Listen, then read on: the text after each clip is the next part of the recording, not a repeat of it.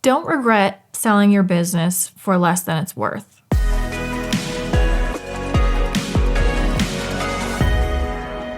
I'd say the biggest issues that business owners see when they are trying to estimate the value of their business is that a lot of times they're just making assumptions. They come across someone, for example, on the golf course, and this friend says, "Oh, I heard so-and-so's business sold for this much." And you might say, well, my business is kind of similar. We do sort of the same thing. We started around the same time, so mine must be worth the same amount. They're not really going through that formal valuation process with an outside expert. When a buyer is looking to purchase a business, they're going to ideally seek out a formal valuation from either a valuation specialist or an accountant with expertise and specialization in that area. Market conditions and other factors outside of the business can play a big role in the valuation and, again, the terms of the deal. So depending on things like how the economy is doing, what are interest rates like, and also in your specific industry. So for example, if you run a manufacturing plant and you're making a particular object, what are other businesses that do what you do doing? So are there a lot of sales going on? Are there a lot of acquisitions in that particular industry? If there are, it's more active. That might make it more attractive potentially, depending on all the other factors. So factors in your own industry play a big role, as well as going back to simply the economy, and also just how the buyer in particular may view the current economic conditions. So if they are seeing the economy and saying they feel very negatively about it, they're probably not as willing to dish out as much money to purchase a business. So again, it's super important to get a formal valuation or really do that deep dive to understand what your business is worth, and not just assume that because you heard what someone else is doing, that your situation is the same. Because you think about it, your business a lot of times is your baby, and nobody's going to call their own baby ugly.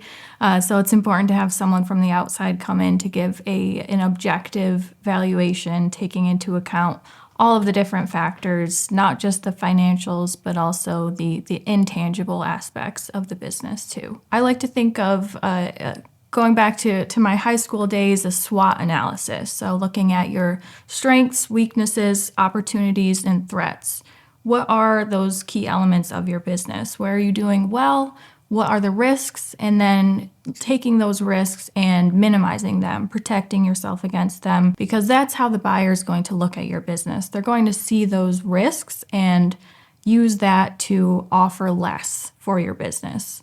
So you want to look at all of those things well in advance, have a strategy for how you're going to tackle them, and then tackle them in advance of making that sale, or at least have a plan in place of how you're going to address those risks. We always say that exit planning is really good business planning, and in reality, it should really start as soon as you begin that business. In terms of actually planning and preparing for the sale, if you have an idea of when you want that to be, if it's a particular age or year, ideally we're starting at minimum 1 year out to plan for that transition, but 3 to 5 years is a more appropriate timeline because that gives you the opportunity to make any potential improvements or de-risk your business in places where that's going to really improve the value of your business. Planning in advance can create a lot of freedom for you because you may potentially receive an unsolicited offer.